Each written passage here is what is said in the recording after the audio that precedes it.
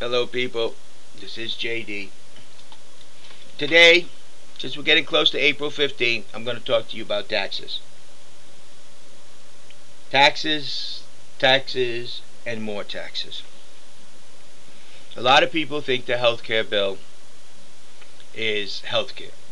It actually doesn't give healthcare. Even if you can't afford insurance, the government will subsidize. That means they'll give you partial, but you will have to pay for it. And if you're young and you didn't want to get it, you're going to have to get it, because you can no longer go to the emergency room and get free medical. That's what it's going to do. In other words, the healthcare bill really is a tax and insurance regulation combined. Our Congress realizes the bills that they run up cannot be paid with the current tax systems the way they are. They're going to have to increase taxes.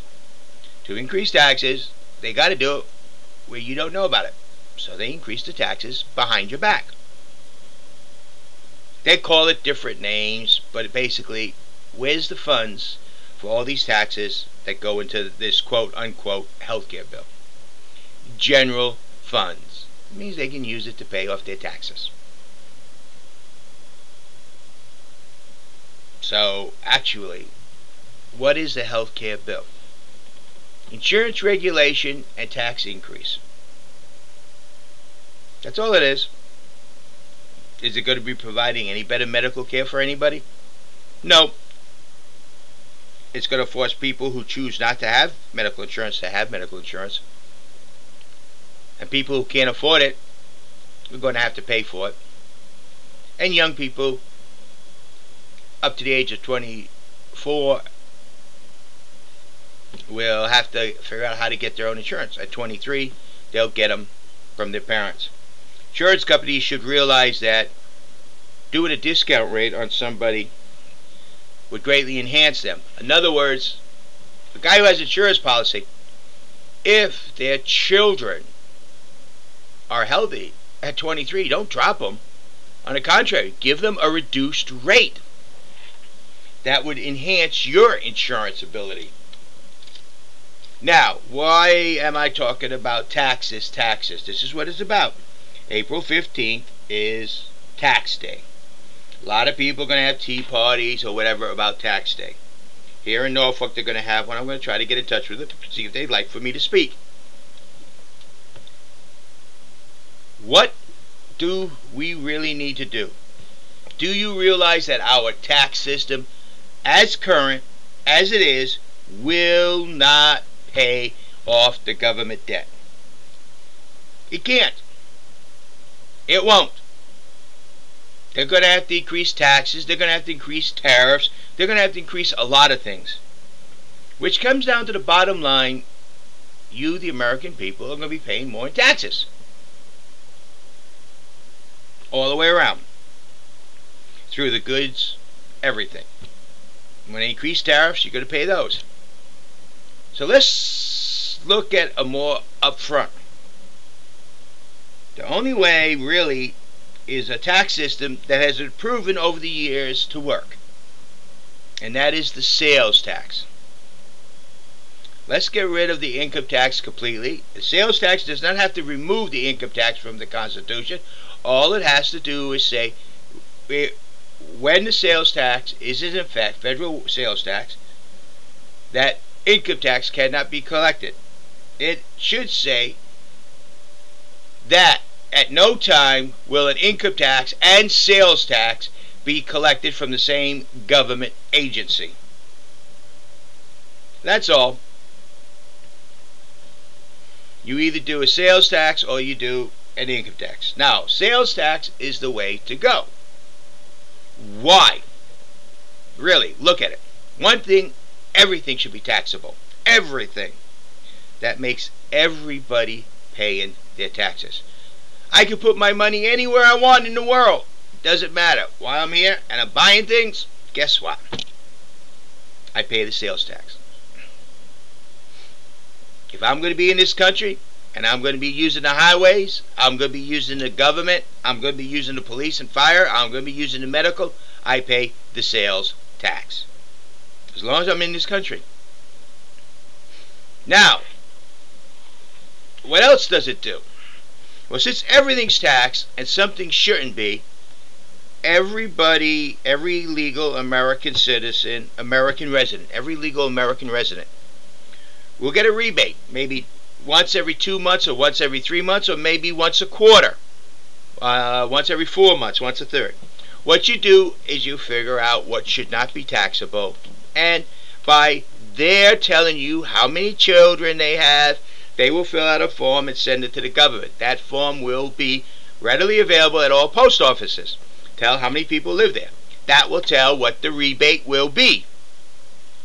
Plus, it also helps you on your census, because it'll tell you how many people at the residence. This can be verified at any time. Anybody that's claimed will either have to have an identification number like a social security card or green card number, something like that, that can be verified. Children can get their social security at the hospital at birth. Final. Illegal aliens. For them to get the rebate, they're going to have to tell you where they live, where they are. Now, if a legal alien has a phony social security number, like for example what happened to me, somebody in California started using my social security number. 1 year, income tax said, hey, you declared your income in California. I said, hey, I didn't live in California or made any income in California. They said, whoops, now you know there's somebody that's illegally there. But bottom line is, the illegal aliens will not get the rebate. So what does that do to the legal aliens? Make them pay taxes just like everybody else. But now, because they're here illegally, they are paying extra in taxes. They're paying taxes on everything they buy, the food, every single thing that they purchase. Now, another advantage with the sales tax is that it can be divided up. You have your standard tax, sales tax, and then above the cost of certain items, you go into what is a luxury tax. Example, expensive perfumes. Say perfume $75 or less is considered standard. $75.01 is a luxury tax. So everything over $75 would have an additional luxury tax. Cars, let's say $50,000 or less is a standard car.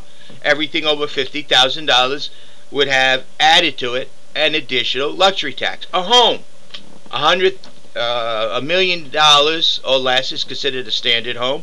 Everything over $1 million would have an additional luxury tax.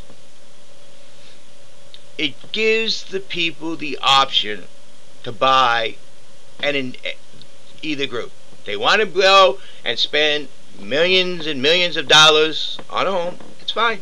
They can pay an extra 2% or 5% in taxes. Because if they could afford a $5-6 million home, they can also afford the 5-6%. So, sales tax is the only way the federal government can pay off the debt it has just rung up. Otherwise, we're in a credit card spiral, and when it gets bad enough, they're going to have to increase their income, and the only way is to tax themselves out. The current tax system will not do it. You can wait till I become president in 2013, or we can get it done now. It's up to you, the federal government and Congress. Have a nice day. This is JD. The tax system we have today will not do the job.